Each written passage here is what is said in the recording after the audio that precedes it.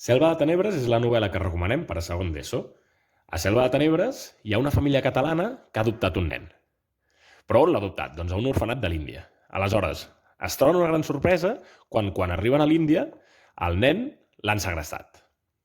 L'aventura comença amb el tiet, que és un aventurer i que va en persecució dels segrestadors per tal de recuperar el nen.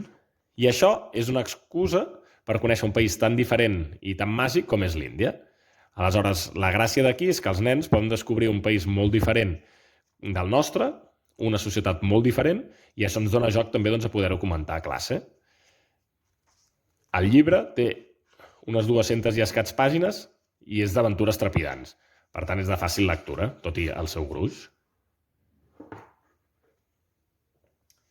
L'activitat pensada per a Selva de Tenebres és la visita de l'escriptor, que explicarà curiositats sobre el procés d'escriptura i curiositats sobre d'altres llibres que també ha pogut escriure.